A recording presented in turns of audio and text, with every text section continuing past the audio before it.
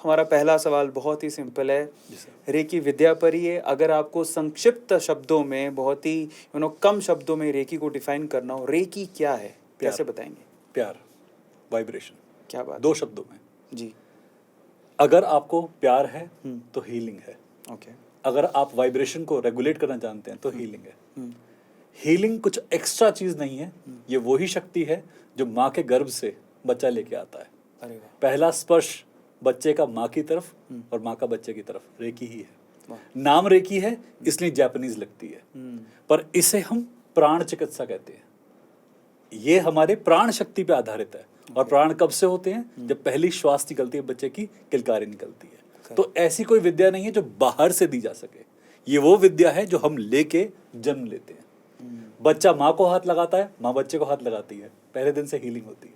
तो recce healing का एक छोटा पार्ट है। अम्ब्रेला है हीलिंग, रेकी उसका एक बहुत छोटा सा इनफाइनाइटेसिमल पार्टिकल है। ये इस अम्ब्रेला पूरा हीलिंग कहलाता है। चिकित्सा पद्धति का एक हमारे पुराणों में वर्णित है, वेदों में वर्णित है, और बेसिकली बोले तो अथर्ववेद में इसका सबसे ज्यादा नरेशन मिलता है। ओके।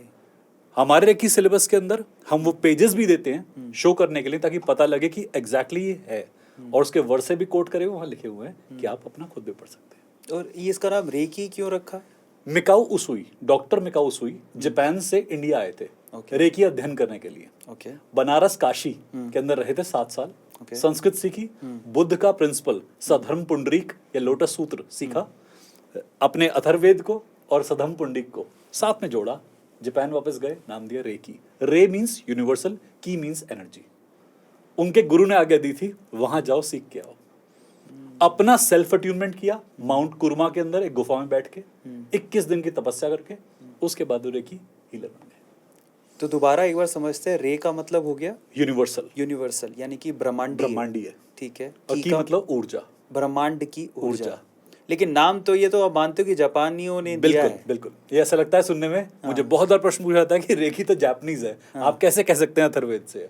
एक्चुअली नाम कोई सा भी हो, कहानी वही है। कहानी वही है। तो अगर हम आज आपसे स्पेशल सवाल पूछते हैं, अथर्ववेद में हमारी जो रेकी नाम तो जापानीज है, अथर्ववेद में इस विद्या को क्या कहा गया? प्राण चिकित्सा, प्राण ऊर्जा। ओ। इसे रूह, मनः, तपह नाम से भी जानते थे लोग पहले। इसके कई सारे फॉर्म आज भी आप सुनते हैं। अगर आप कहीं उर्दू लफ्ज वालों से सुनेंगे या कहीं मुस्लिम कम्युनिटी में सुनेंगे तो उसे रूह कह देते हैं कि इसकी रूह बड़ी प्यारी है, रूहदारी वाली बातें करता है वो हीलिंग से रिलेटेड है, वो अंदर की ऊर्जा से रिलेटेड। तो यार अगर पहले से अगर हम लोग रेकी को प्राण चिकित्सा बोलते तो डर ही नहीं लगता कभी? हमारे पास प्राणिक ऊर्जा कहते हैं, प्राणिक हीलिंग कहते हैं। कई बार लोग मुझसे पूछते हैं कि प्राणिक हीलिंग रेकी से अलग कैसे है? नाम भी एक ही है, मेथड अलग अलग हो सकते हैं, परफॉर्मेंस का बेसिस हो सकता है, कहानी एक ही।